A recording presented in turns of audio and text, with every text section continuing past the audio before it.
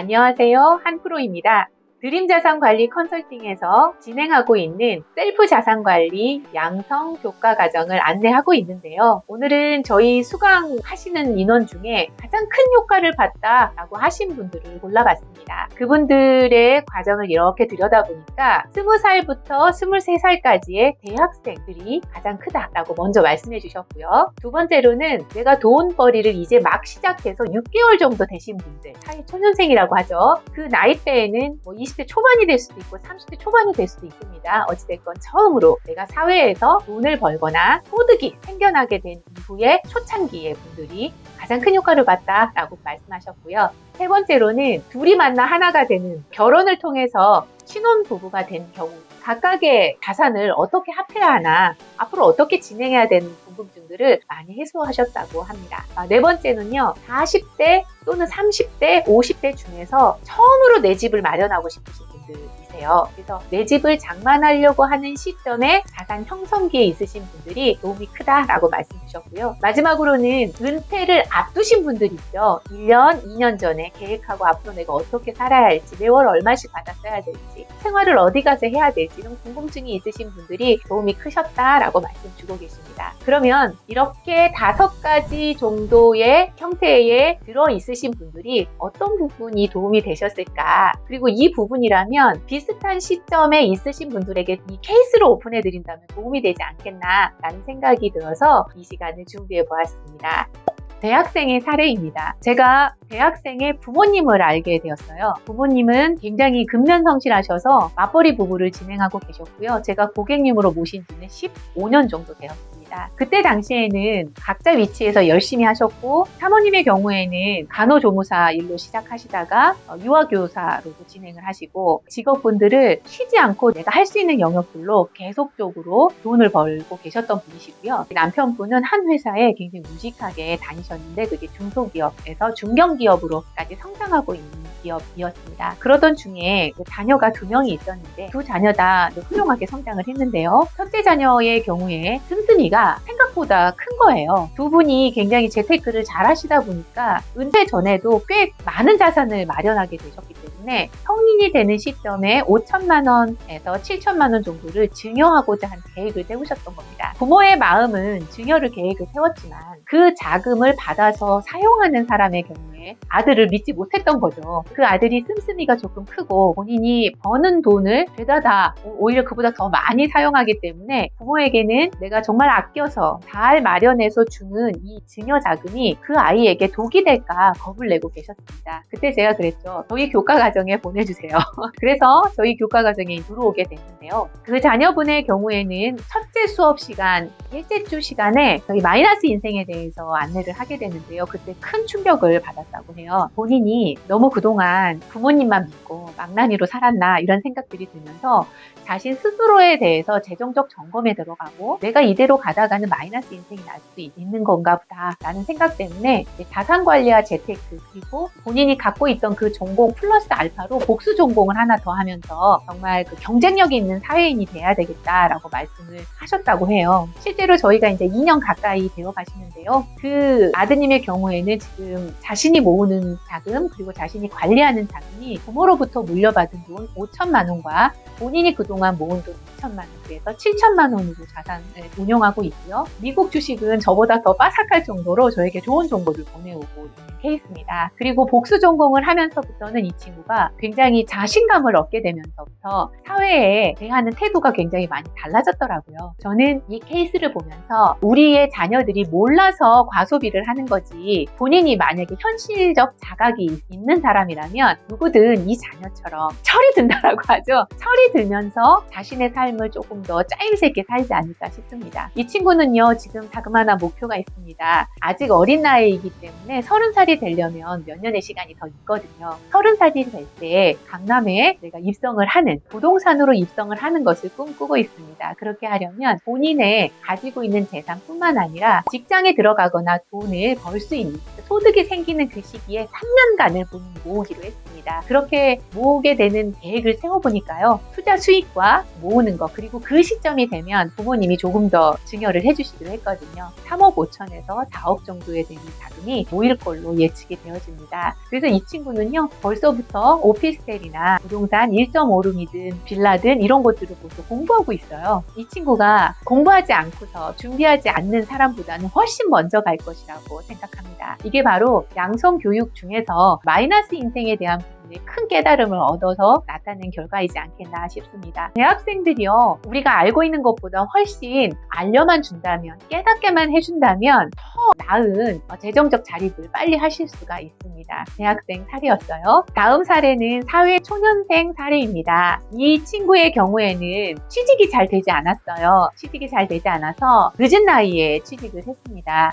물론 공부하는 기간도 길었고 유학, 경험을 많이 하고 싶어 했어요. 31살에 첫 직장에 들어갔고 첫 급여를 받기 시작한 계기가 된 것입니다. 근데 얼마나 조바심이 나겠어요. 다른 친구들보다 4년, 5년 정도 늦어졌기 때문에 굉장히 많은 조바심이 났겠죠. 그래서 저희 블로그를 보거나 유튜브를 보면서 이런 교과 과정이 있다면 듣고 싶다라고 해서 오게 된 케이스예요. 본인 스스로가 공부하고 싶다라고 한 마음이 있었어요. 그래서 저는 이 친구를 굉장히 많이 이뻐했는데요. 처음에 와서 수업을 들을 때에 계획이라는 거에 꽂힌 케이스입니다. 저희가 현실적 자각이 지나고 나서 우리는 계획을 꿈꾸는 시간을 갖거든요. 그럴 때 본인에게 맞는 라이프 사이클 전체적 큰 그림, 전략적 그림을 그리게 되는 시간이 있습니다. 그때에 본인이 처음으로 지금 현실의 나이가 굉장히 적다라는 걸 깨달았다고 해요. 사회초년생으로 있다가 보면은 더 젊은 시간대부터 소득이 있는 사람들과 겹치게 될 때 본인은 31살에 시작했으니까 늦게 시작했다라는 조바심이 있었을 거 아니에요. 그런데 실제로 자기의 나이가 30에서부터 시작해서 90까지 아직도 60이라는 시간이 남았다는 것을 깨닫고 난 뒤로는 자신감이 생겼더라고요. 그래서 이 전술적인 전략적인 큰 그림을 그리면서 본인이 결혼은 몇 살 때 해야지, 결혼할 때 정도의 나는 어떤 형태를 취할 수 있을까, 재정적으로 자산관리적인 측면으로 어떻게 할 수 있을까를 계획을 세웠습니다. 이 친구 같은 경우는 짧게 가기도 했습니다. 3개월 단위로 저희가 미팅을 하기로 했고, 또 미팅을 못하는 날에는 코로나 때문에 미팅 못할 때가 많아요. 그럴 때는 이제 문자로 진행하기로 했습니다. 그래서 이 친구의 가장 큰 내용은 전체적인 라이프 사이클에서 아직도 젊은 지금 시기인 31살부터 34살까지는 회계사 자격증을 추가로 더 취득하기로 했고요. 그리고 본인이 가지고 있는 회계사 사무실에서 더 열심히 일하기로 했습니다. 그리고 2년에서 2년, 3년 사이 지나가기 전에 본인이 만든 커리어를 가지고, 경력을 가지고 더 우수한 회계사무소에 이력을 넣고 연봉을 올리기로 했고요. 실제로 그렇게 준비하고 있는 단계에 막바지에 이르렀다고 합니다. 이 친구 같은 경우도 사회초년생이고 처음이지만 자신의 몸값이 더 키우는 것이 얼마나 소중한지에 대해서 깨닫게 됐고, 전체적인 그림을 그림으로 인해서 본인이 지금 현재 얼마나 많은 것들을 가지고 있는지 감사한 생활을 하기로 했다라고 해요. 부모님과 굉장히 많이 싸웠다고 해요. 근데 저희 교과 과정을 마친 이후로 부모님과 많은 대화를 나눴고, 부모님이 오히려 지지해 주어서 지금은 본인이 나이가 좀 먹었지만 종잣돈을 모으고 있는 지금 계기거든요. 한 푼도 안 써요. 그래서 부모님께 오히려 용돈을 15만 원에서 20만 원 받아 쓰는 걸로 했고요. 부모님이 은퇴하는 시점에 15만 원에서 20만 원을 용돈을 주시는 걸로 해서 지금 시점에 자본을 더 많이 모으고 있습니다. 현재 종잣돈의 크기를 저희가 2억 정도로 잡고 모으고 있는데요. 친구의 연봉이 어마어마하게 높지 않기 때문에 100% 다 모은다 하더라도 2억까지 되려면 몇 년이 걸릴지 모릅니다. 하지만 저희가 짧게 가기로 했기 때문에 3개월 또는 6개월 또는 1년 단위로 모이는 금액들이 눈에 보이잖아요. 5천이 되고 6천이 되는 순간 이 친구 비명을 지르더라고요. 저희는 사회초년생, 늦게 시작하더라도 종잣돈과 본인의 계획들, 그리고 길게 생각하는 게 아니라 짧게 끊어서 가는 전략과 전술을 아주 적절히 믹싱하는 게 이 친구에게 큰 도움이 되었다고 해요. 저는 내년도 이맘쯤에는 더 연봉이 높은 회사에 취직되어 있는 모습을 상상하고 그렇게 기도하고 있습니다. 사회초년생의 사례였습니다. 신혼부부 케이스를 말씀드리겠습니다. 신혼부부는요, 신랑과 신부가 소득원으로서 있다가 합치게 되는 케이스겠죠. 대부분의 여성의 경우에는 요즘에는 직장을 그만두겠다 이렇게 얘기하지 않지만 결혼을 함과 동시에 쉬고 싶어 하는 케이스가 많습니다. 이 여성의 경우도 결혼을 하게 되면 이제 나는 소득원으로부터 그만하고 평로양처처럼 남편을 보필하고 자녀를 양육하면서 남은 인생을 살겠다 이런 생각으로 결혼한 케이스고요. 남편은 중소기업을 다니기 때문에 내가 힘들고 어려워도 직장을 계속 다니겠지만 와이프도 나와 함께 돈을 좀 벌었으면 좋겠다라는 생각을 가진 친구세요. 이 두 분이 결혼을 하게 됐는데 서로의 신혼 때부터의 생각이 지금 경제적 생각이 다른 거잖아요. 남편은 지속적으로 아내가 일하길 바라고 아내는 빨리 아이를 가져서 아이를 양육하면서 본인이 좀 쉬기도 원한단 말이에요. 이런 케이스의 경우였습니다. 벌써 2년 되고 있는데요. 처음에 만날 때는 상담을 하고 강의를 하는 게 너무 버거웠어요. 왜냐면 두 분이 맨날 싸워요. 여기 와가지고 눈빛으로 막 싸우고요. 지금 이제 결론적으로 어떻게 됐냐면 내 집장만 신혼특공으로 진행을 하셨고요. 지금 두 분 다 아주 사이좋게 본인이 원하는 방식대로 진행을 하고 있습니다. 남편은 직장생활을 하고 아내는 아이를 낳는 거를 준비하면서 본인의 몸값을 올리고 추후 내가 어떻게 계획하고 있는 재정적 목표를 달성하기 위해서 하루하루를 잘 보내고 있습니다. 본인들이 원하는 삶을 사는데 결과가 전혀 다르죠. 매해년마다 자산도 증식하고 있고요. 무엇보다도 중요한 것은 본인들의 씀씀이를 각각으로 사용하다가 서로의 계획과 통제하에 월 지출을 사용했다는 거죠. 그래서 이 신혼부부에게 있어서 가장 좋았던 점이 뭐냐라고 했더니 하나의 계획을 세우고 하나의 통장 사용법을 서로 지켜보는 가운데서 행하는 거라고 했어요. 그래서 각각이 썼던 지출들이 한 대로 모이게 되고요. 신혼부부로서의 공통적 목표를 설정하게 된 게 가장 큰 도움이었다라고 합니다. 이분들이 앞으로의 목표는 뭐냐면 2, 3년 이내에 하늘이 정해져서 아이가 생기면 더할 나위 없이 좋겠지만 그렇게 되지 않는다 하더라도 본인들의 목표를 계속적으로 달성해가고 1년에 한 번 정도는 정말 원하는 여행을 마음껏 갔다 올 수 있는 구조를 만드는 거였어요. 두 분은 여행을 굉장히 좋아하셨기 때문에 이 여행에 대한 부분의 소망이 굉장히 크더라고요. 그런 상황으로 이 신혼부부들의 그 재정적 부분들을 도와드렸던 기억이 납니다. 이분들은요, 1회에만 듣는 게 아니라 1회의 수업을 여러 차례 들었습니다. 아내의 경우에는 3번 똑같은 수업을 다른 기수에 들어와서 들으셨고요. 남편의 경우에는 2번 들었습니다. 그래서 여러 차례 들음으로 인해서 본인들만의 방식들을 만들어냈다는 거예요. 저는 오히려 제가 도움을 받았습니다. 이런 신혼부부들이 있다면 재정적인 공통적 목표부터 세우고 본인의 결혼식에서 생각과 사고만 맞대는 게 아니라 재정적인 부분들도 결합할 수 있는 그런 시기가 되기를 바라봤습니다. 신혼부부의 사례였습니다. 자산을 형성하는 시기가 30대, 40대, 50대로 구분이 되어지는데요. 이 중에서도 내 집 마련의 시기에 있는 분을 설명해드리고자 합니다. 이분은 결혼은 하지 않으셨고요. 독신으로서 살고 있는 41세의 여성입니다. 중소기업을 오랫동안 다녔기 때문에 가진 자산이 많지 않고요. 놀라웠던 것은 내가 가지고 있는 매월 버는 소득에 비해서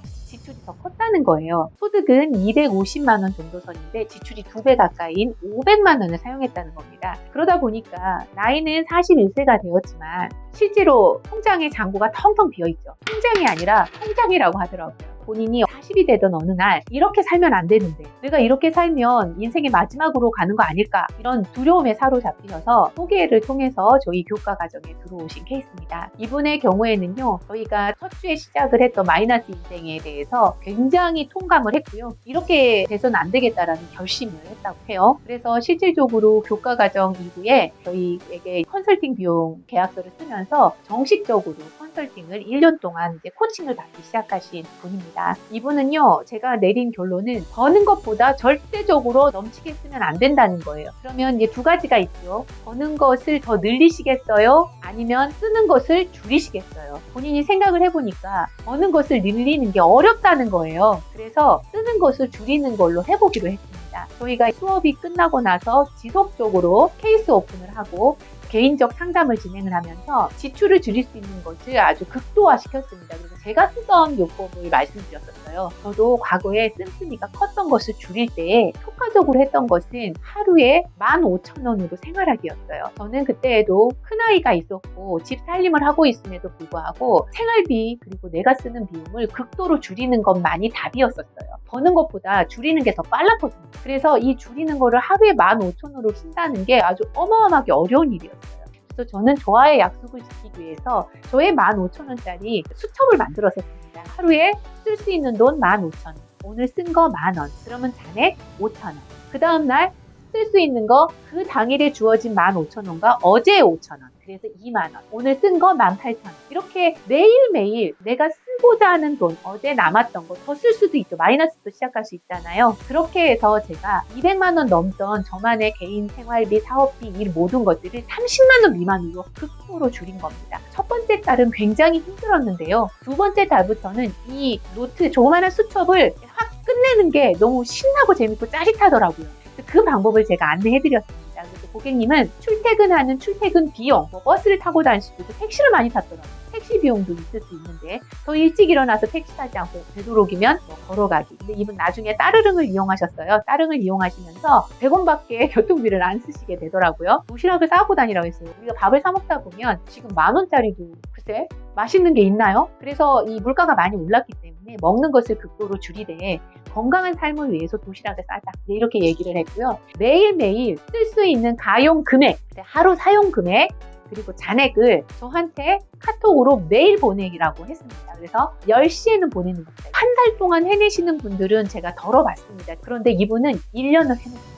1년을 해내는 순간 그 마이너스 빚이 다 탕감이 됐고요. 그렇게 진행하는 것을 지켜보던 어머니가 자금을 좀 보태주셨습니다. 그래서 마이너스를 많이 갚았고요. 그리고 안 쓰다 보니까 돈이 막 쌓이기 시작하는 거예요. 쌓이다 보니까 보너스도 더 넣어서 쌓이게 되고, 그래서 통장 사용법의 덕을 아주 톡톡히 보았다고 해요. 그래서 이 친구는 1년 동안 아무것도 하지 않았습니다. 재테크 하지 않았습니다. 씀씀이 줄이는 것, 그리고 내가 체력화시키는 것, 자산관리를 내 몸에 체력화해서 힘을 기르는 것. 그래서 이 친구의 소득은 더 이상 늘지는 않았지만 지출을 엄청 많이 줄였기 때문에 굉장히 많은 자산이 모였어요. 조그만한 판도의 오피스텔도 계약하게 될 정도가 되었거든요. 지금 2년 조금 넘었습니다. 그리고 며칠 전에 저희 사무실에 왔다 갔는데 더 예뻐졌더라고요. 좋아하는 사람도 생기고 연애도 하고 있다, 이런 얘기를 들려줬어요. 저는 내 집 마련을 꿈꾸시는 분들이라면 한 번 정도는 이 내용을 좀 숙지를 하면서 그냥 내 집 마련을 그냥 빌라를 살까? 아파트를 살까? 단순한 그런 부동산의 관점에서 보지 마시고 자신의 인생에서 이게 점프할 수 있거든요. 자산이 또 무엇으로 할지, 이런 것들은 5주간의 교과 과정으로도 충분히 본인이 판단하면서 진행할 수 있지 않을까라고 생각이 들어졌습니다. 사회생활 이후에 자산 형성기, 내 집 마련을 앞두고 있는 사람의 사례였습니다. 은퇴 초입기에 계신 분들입니다. 학교 생활을 굉장히 오랫동안 하셨지만 사립학교였기 때문에 어떤 근로 형태를 띄었는지는 잘 모르겠어요. 국민연금을 가입하고 계셨어요. 사립학교도 뭐 공무원연금이나 또는 사학연금을 가입할 수 있는 조건들이 주어지기도 하는데 이분은 그런 케이스는 아니었던 것 같아요. 그러니까 계약직이었다든지 뭔가 다른 형태였던 것 같은데 어찌됐건 외국인 학교에 굉장히 오랫동안 근로를 하셨고 은퇴를 하신 분이십니다. 이제 남편분 같은 경우는 예술적인 부분으로 이제 일을 하셨던 분이라서 고정적 소득보다는 그때 이루어지는 사업 소득으로 있으셨는데 이 두 분이 은퇴를 맞이하게 된 거예요. 은퇴를 앞두게 되다 보니까 궁금하고 그렇잖아요. 교과 과정에는 들어오지 못하셨어요. 나이대가 좀 이제 다르고 젊은이들이 또 좀 많다 보니까 교과 과정은 아니지만 그 형태를 원투원으로 진행한 케이스였습니다. 이분들 같은 경우에 남편분에게 무엇을 안내를 해드렸냐면 늦더라도 지금부터라도 국민연금을 7년밖에 납입을 하지 않았더라고요. 그래서 3년 정도 국민연금을 추가로 더 가입하도록 권유해드렸습니다. 그래서 120회차 국민연금을 넣을 수 있으면서 은퇴 이후의 삶을 조금 스케치할 수 있도록 도와드렸는데 그때 이분들이 가장 좋았던 부분들이 무엇이었냐라고 물었더니 셀프 자산 관리를 스스로가 할 수 있는 부분을 자기가 알았다는 거예요. 자기는 이런 거 증권사의 VIP 룸에 들어가 보지도 못했던 사람이고 은행의 잔고가 1억, 2억 정도는 있다 하더라도 나 정도는 거들떠도 보지 않았다라는 말씀을 하셨거든요. 이분들에게 저희가 이제 제안해 드린 거는 그림의 저작권 투자 일부 지금 현재 가지고 있는 주택을 크기를 줄이거나 또는 형태를 바꿔서 소득이 나올 수 있게, 그래서 월세입 280만 원 정도가 나올 수 있게 하는 방법들을 안내해 드리면서 스스로 어떻게 하면 관리할 수 있는지를 안내해 드렸던 거예요.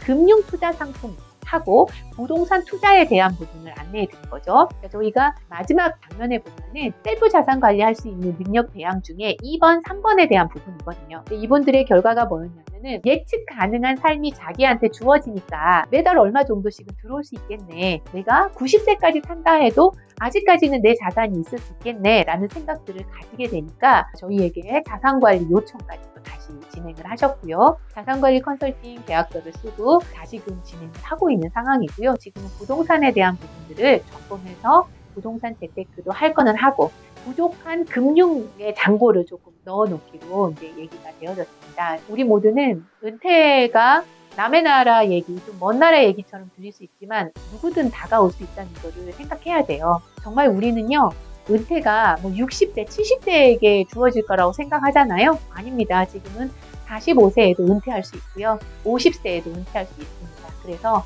은퇴를 앞두고 있다면 이렇게 셀프 자산관리 이런 양성 과정을 통해서 내가 지금 어느 시점에 와 있는지 그리고 무엇을 해야 되는지를 깨달으면서 깊이 있는 상담으로 들어가시고 자산 관리를 하시면 도움이 되겠다라고 싶어요. 은퇴를 앞둔 초입기에 계신 분들의 사례였습니다. 지금까지는 셀프 자산 관리 양성 과정 중에 효과가 좋았던 분들의 케이스들을 오픈해 드렸습니다. 여러분들은 어떠세요? 지금 자산 관리에 대한 부분, 내 돈이 왜 이렇게 안 모이지? 난 그 다음에 이만큼 모았는데 어떻게 해야 되지? 이런 궁금증이 계신가요? 여러분들은 어떠세요? 여러분들의 자산은 안녕하신가요?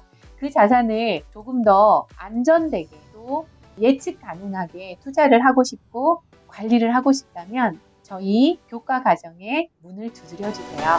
감사합니다.